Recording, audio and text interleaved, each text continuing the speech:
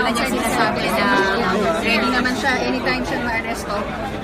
Pero sabi ng kanyang staff accommodation is either pupunta siya to surrender or hihintayin ang arrest. Wala pa, hindi pa lalabas. Kumakain lang yung nasa buti. Ate, pagkakit ka? Ano ka lang, hindi bagay sa'yo? Balik ka lang, relax. Kunin yung buko? Relax mo kayo. Umutulakat ko lang. During kayo.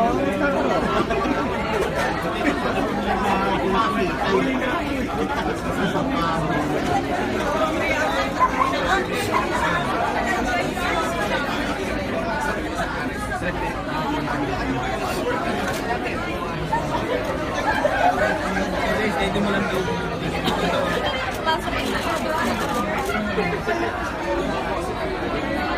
Masasama naman ko.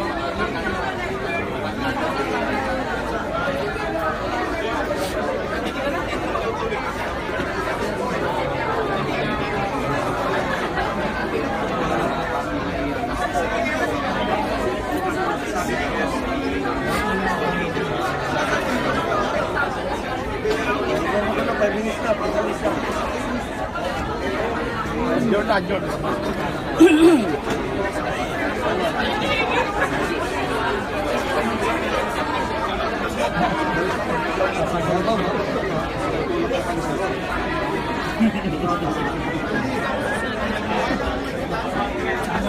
Mark! Ano ba namin kung magagawa? Mark! Still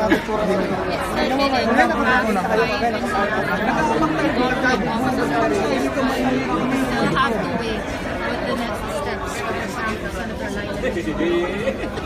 So far, we have already seen the Senate Sergeant at Arms sign the arrest warrant. Alam mo, totoo sa nagantay ko sa likod. Alam mo, Johnson, pumunta ka na sa likod, Johnson. Oo, Johnson. Oo, tumawag eh. Hindi ba tayo matras? Init eh. Oo nga.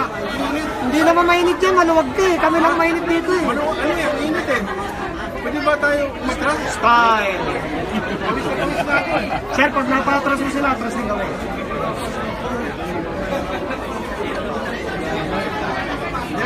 Binal, may balak pumasok sa akin.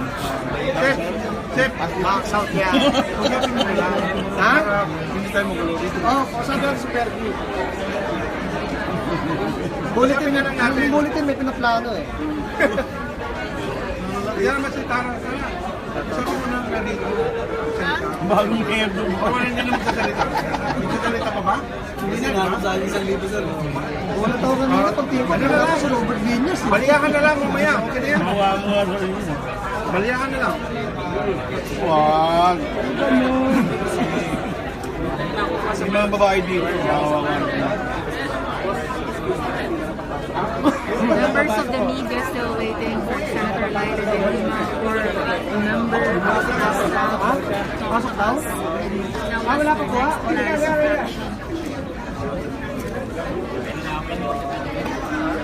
So yung ako ko, video vlog na lang ako eh.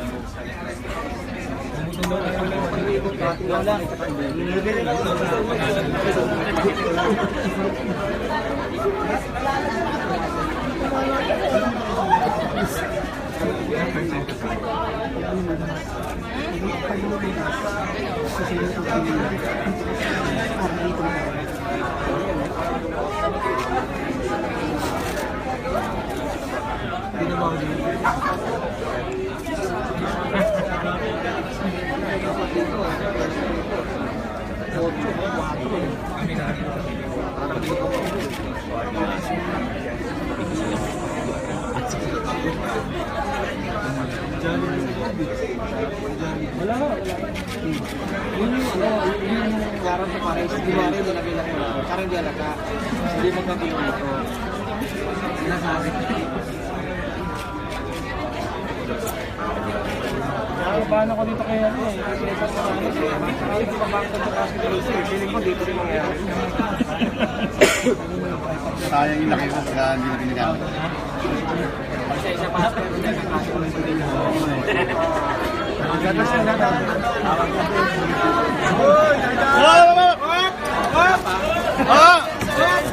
Pilker. Boss, ano masasabi mo ba? Boss, ano boss? Anong balita? Wala ba? Wala kape? Water station.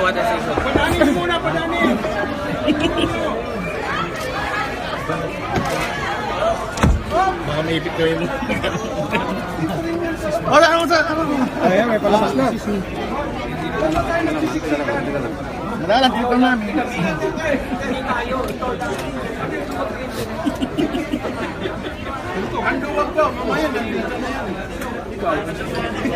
Hoy, mortar boy.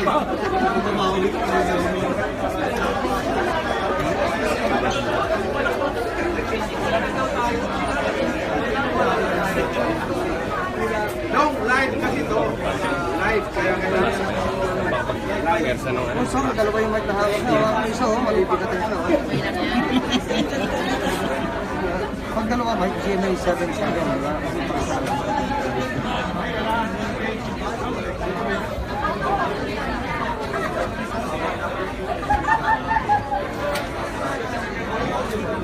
Tawag mo na. Knock style. Franklin. I-text natin. Malag ka na doon. May luto ko na yun. Wala, malapit na ako. It's already 5:14 in the afternoon. Still no sign whether the arrest warrant against Sen Leila De Lima has already been served, and whether or not whether or not she will come to the detention center or wherever the detention center may be. We only saw members of the Senate Sergeant of Arms. They refused to talk. They discussed inside the office. We also saw Senator Lisa Ontiveros still inside. He's been there around more than an hour already. He hasn't come out yet.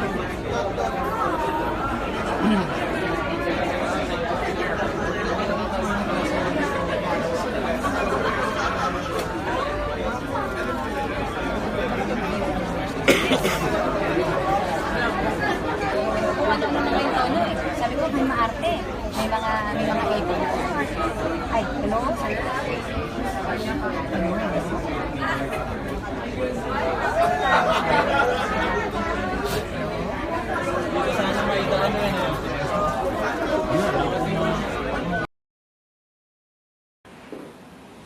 What we have feared has come.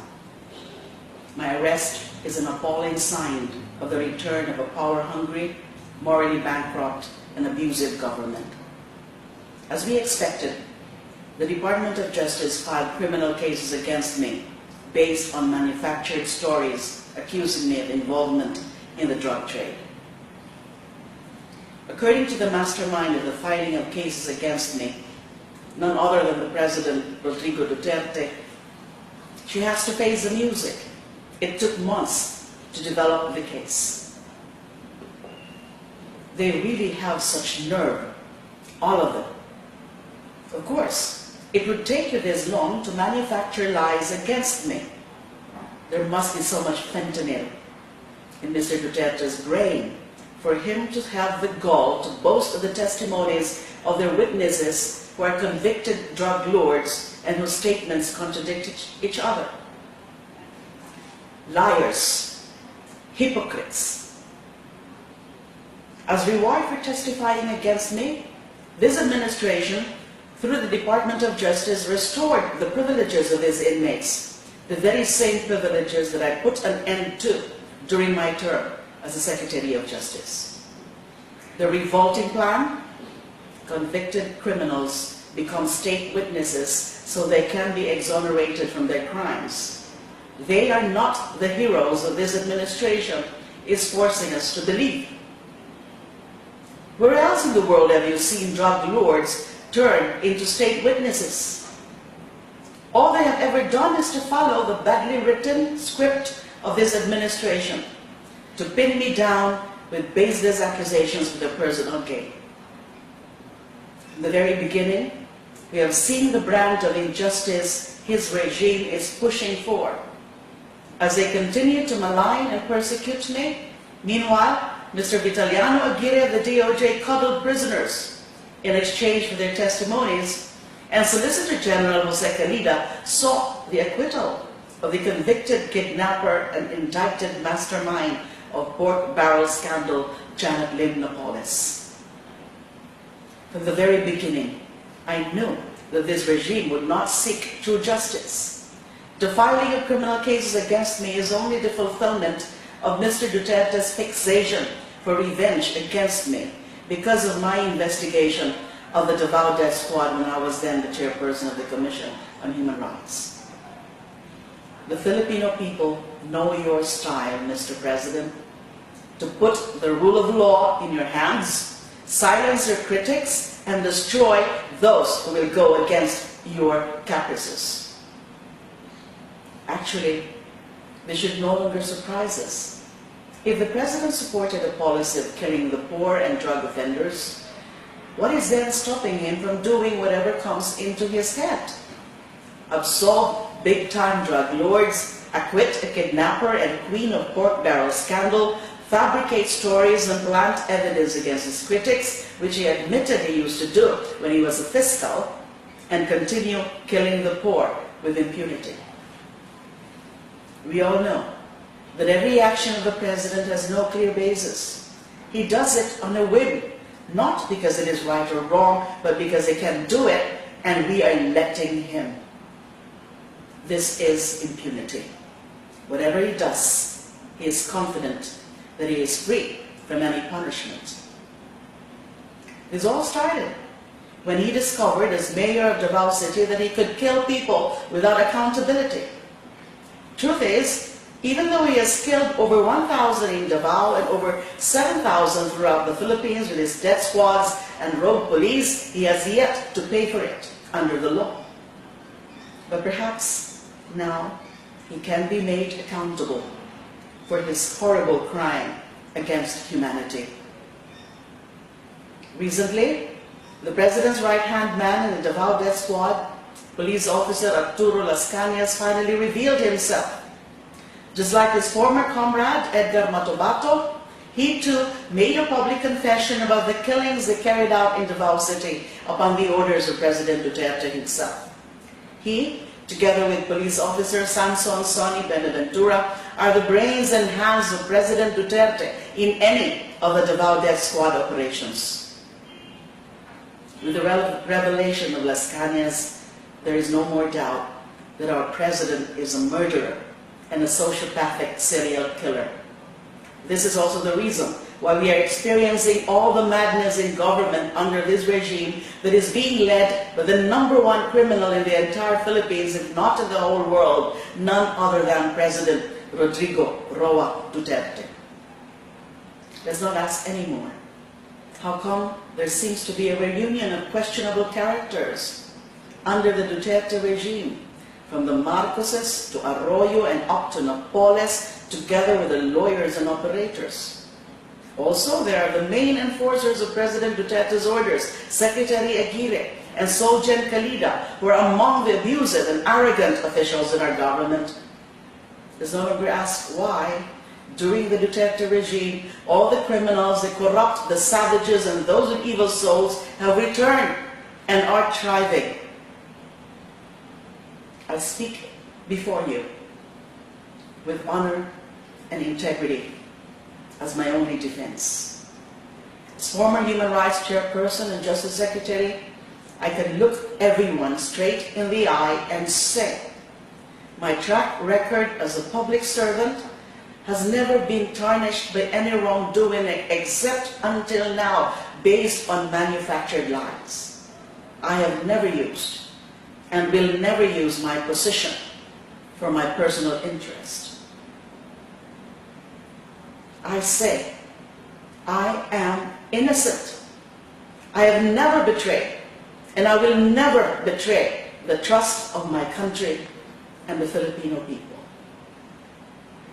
Clearly, this administration has evil and dangerous plans to make an example of me, to intimidate, silence, and destroy anyone who dares challenge them, to draw public attention away from the government's abuses and failures, and to cover up their most murderous war on drugs.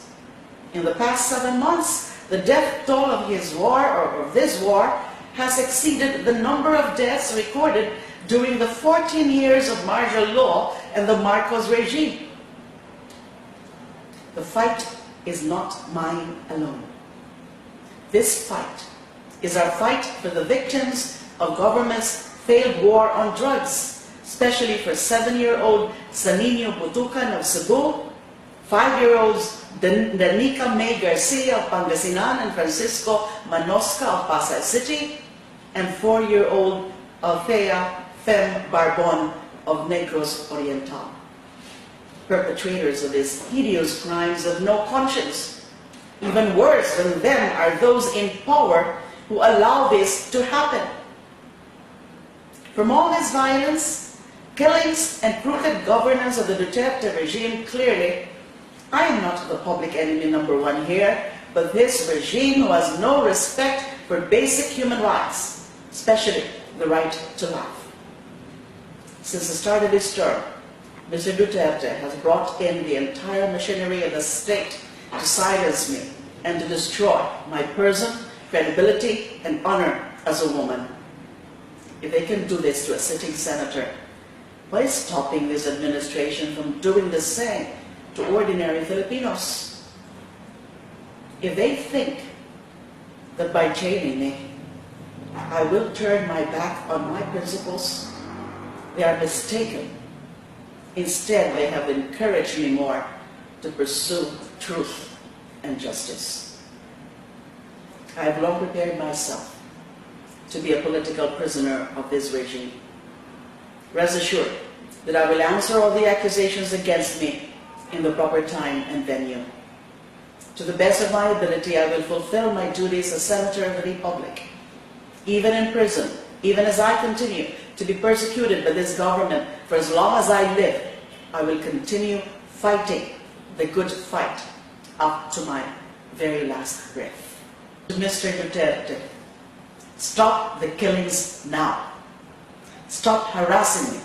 Stop this madness. Instead, the Filipino people are begging for your undivided attention to address the myriad problems our country faces. I call on the members of the Fourth Estate to guard our fragile democracy against attempts to curtail our rights and freedom and against the return of dictatorship. I urge people of conscience everywhere, please pray for the Philippines. I ask you to remain vigilant and continue to fight so that true justice and respect for human rights prevail. Let us not allow this administration to continue violating our Constitution, disrespecting our laws, and taking the lives of our countrymen. I am hopeful that we will not remain silent in the face of the daily killings taking place in our midst, the flagrant violations of our fundamental rights, and the deliberate efforts to poison our minds and that of our children. Let us fight for our rights. Let us fight for justice. Let us fight for democracy.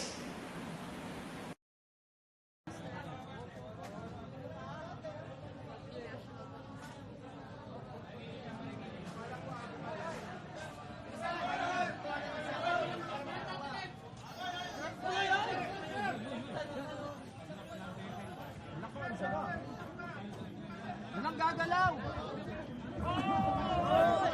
Oy!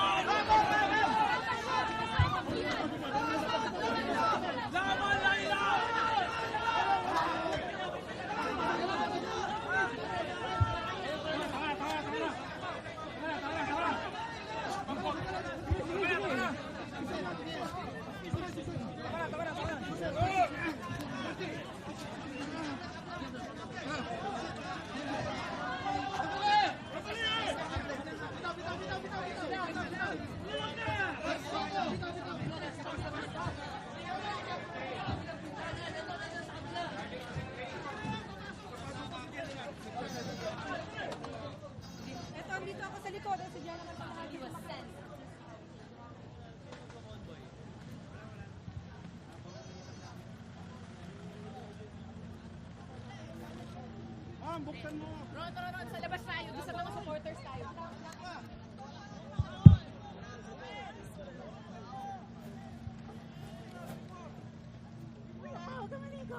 Tinutulak ako dito.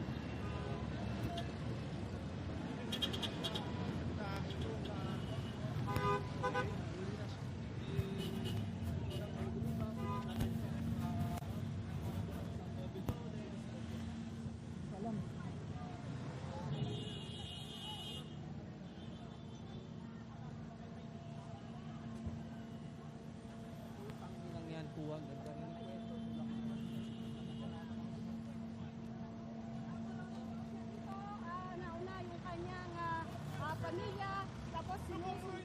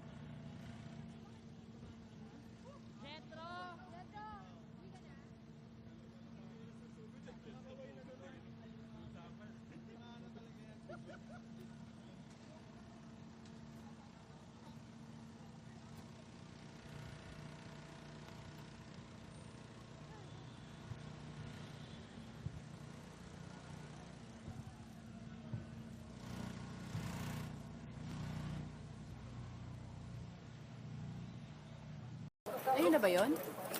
Ang layo natin pala. Na, ayun, pumoste na yung mga...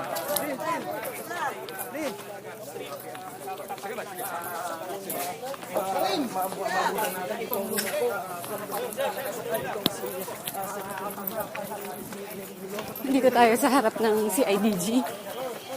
Ito na yung ina-expect na convoy ni Senator Leila De Lima sa tapat ng opisina ng CIDG NCR. Doon sa opisina ng PNP, ng CIDG NCR. Walang dagat.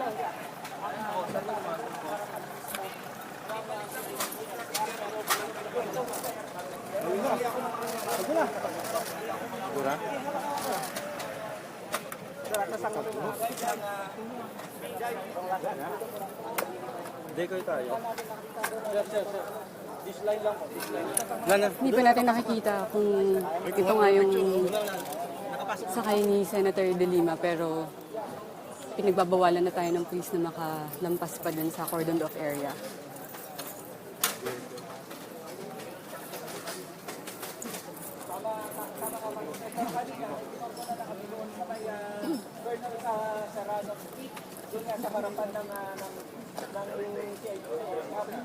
Unatin mo. Hawakan nyo na.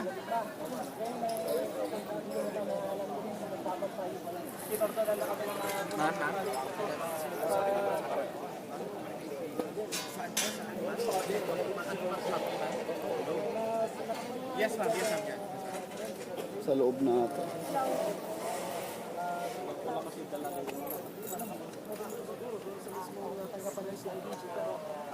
Nagagawin din kasi ng harang Brigada Glenn itong area at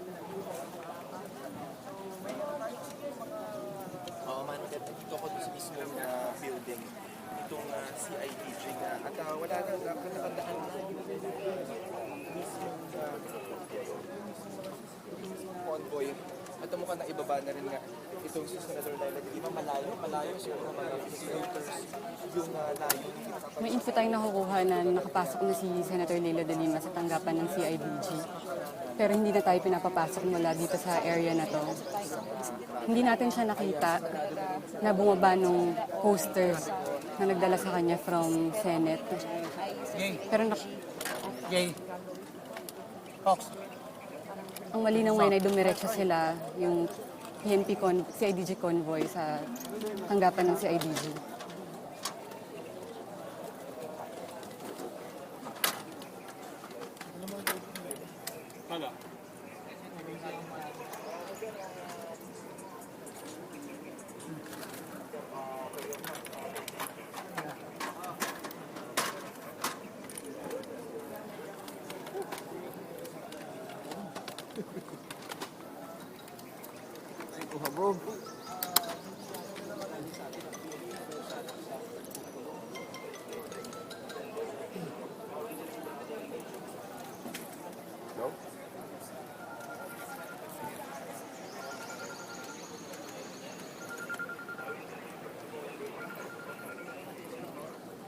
Hello?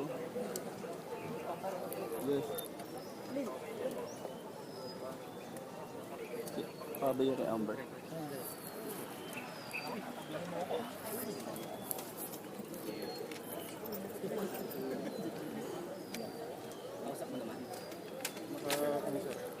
Music. Todo mo na yan, para dito ako sinasabi ko sa'yo.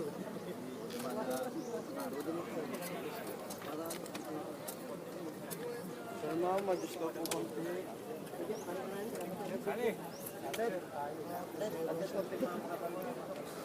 Itong nakikita niyong building to na puti, itong tanggapan ng CIDG at hanggang dito lang yung mga miyembro ng media. May nakabantay sa amin dito. This is a cordoned off area. Sir, atras po konti. Mga sir, atras po konti.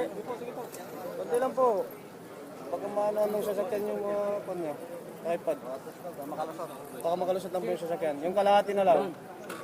Iba po, baka maanoan yung mga tripod niya. Sir. Hello po. Ano siya, adjust daw. Ito lang po sir. Hello po. Hello. Hello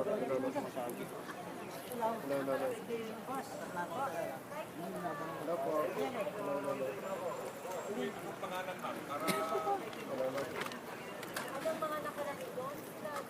Hello po. Hello po. Sir, nandun na ba sa loob? Hindi ko wala. Sige po, sige po. Kadarating ko lang. Nakikita natin ngayon si Senator Kiko Pangilinan. Nandito si Senator Kiko Pangilinan. Kasama niya si Father Robert Reyes na kasama din ni Senator Leila De Lima kanina bago sila umalis ng Senado. Nandito rin ang mga staff ni Senate staff ni Senator Leila De Lima. Kausap nila ngayon ang mga miyembro ng CIDG. Susubukan natin lumapit. Nasa si Senator Kiko.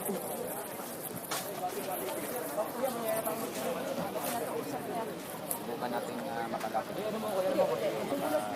Ito, nakikita natin si Senator Kiko Pangilinan. Nandito rin ang ilang miyembro ng Senate Sergeant at Arms. Ni Senator Kiko Pangilinan, Ang mga nakikita nyo ngayon ay si... talagang maghigpit, pero ang reklamo nga niya, bakit hindi sila pinapapasok dito sa mismong Campo Crame. Kanina, kausap ko rin ito sila. May proseso kasi pinapagin niya, pero mabagal nila yung proseso nila. Pero natin, hindi ba...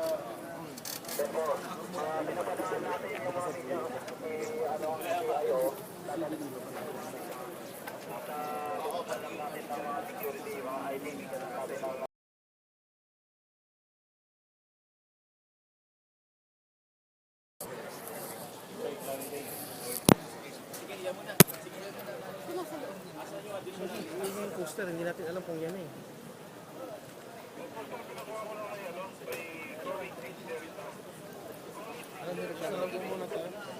Adjust lang po muna tayo.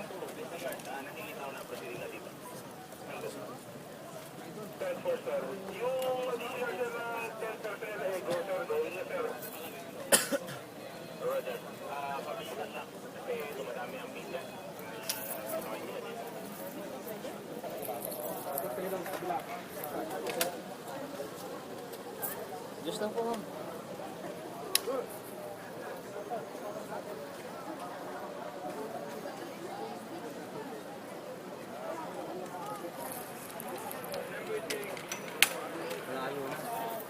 Sir Well. Sir, full team tayo din.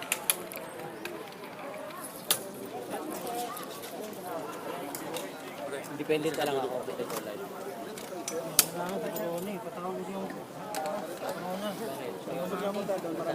Sasakyan makapasok.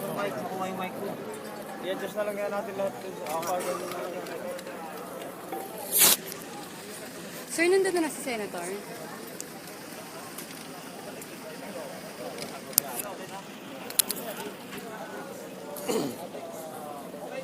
Mor, tabi tayo, Mor, ah. Itong papalabas ngayon ng Senate staff ni Senator Leila De Lima. Mula sa CIDJ office, tatanungin natin kung nasa loob na ba si Senator De Lima.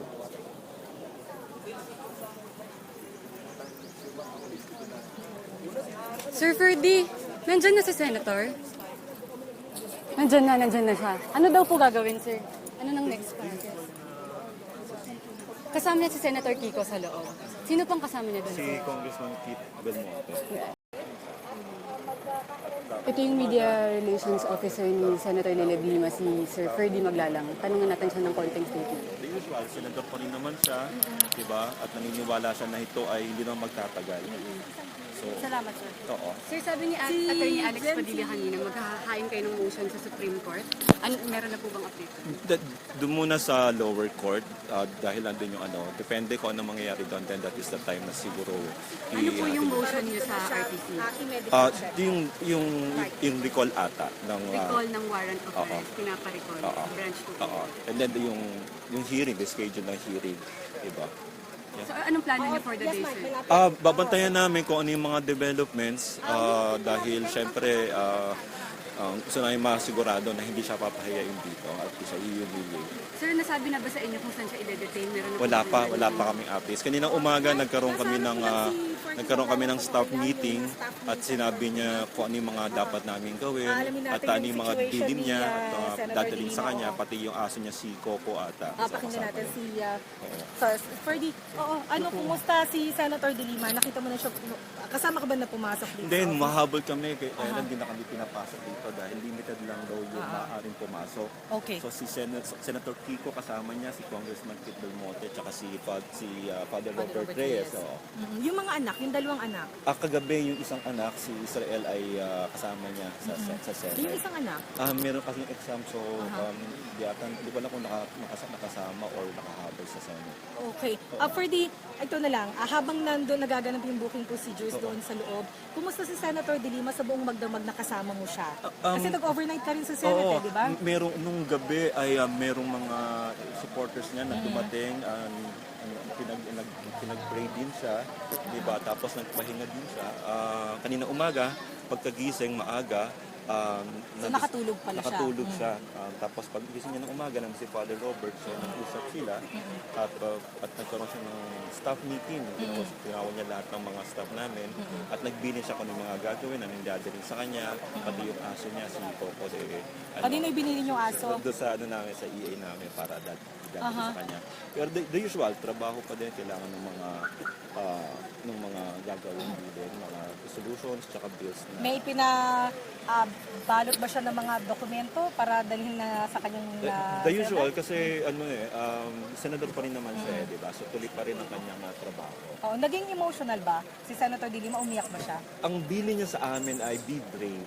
At ang usapan namin doon ay walang magpapakita ng kahinaan ng loob, walang iiyak dito. Kasi kahapon mangiyak-ngiyak siya nung sa media, di ba? Pero kahit naman sino na makakita o lalo na kung ikaw na mismo yun, hindi ba talaga maantig ang puso mo.